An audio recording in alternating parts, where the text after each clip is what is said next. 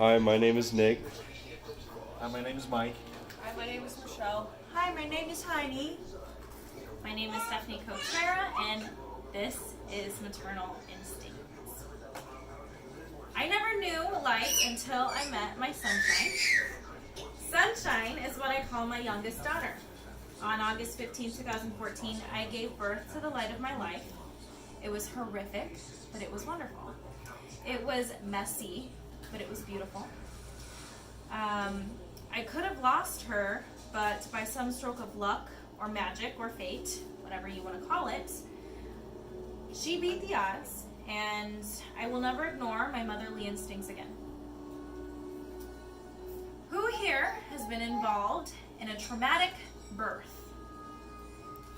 Anyone who's been involved in birth has probably been through some trauma of some type, okay?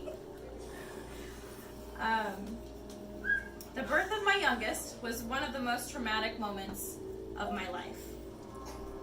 This is the story of why I will never question my motherly, maternal instincts again. Before I went into active labor, my water broke. It was something called a high leak. I went to the doctor and had to be tested for the loss of amniotic fluid. They used this strip and they tested the fluid and they said that it was not amniotic fluid. So after the tests came back negative, I was sent home. I went in 2 days later and still the same thing, same procedure, same test, it still came back negative. I went to my 40-week appointment the next day after the second time that I had gone in, and I told them that I felt like she was too big to deliver.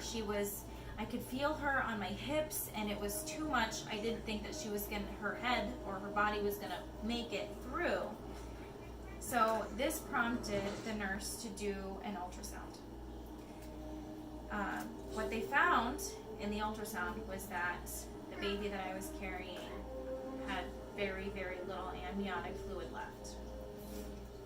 They told me that she needed to come out fast and that if I did not deliver her in the next 48 hours, they were going to have to take her by emergency C-section. They started the induction process, and at this point, I had been losing amniotic fluid for 4 days. I knew that my water was broken and no one believed me. Had I not said the words, "I think she is too big," I could have lost my daughter. So, loss of too much amniotic fluid is dangerous to the fetus, and the fetus could terminate. Or something called meconium aspiration syndrome could have happened, and that's the inhaling of the first bowel movement. My second moment of questioning my maternal, motherly instincts was when I felt her crowning. I told the doctors that the baby was coming, and no one believed me. And I waited.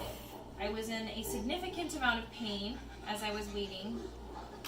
And when the doctor came in to check my progression, his exact words were, "Who said that she wasn't crowning? Because this is a baby."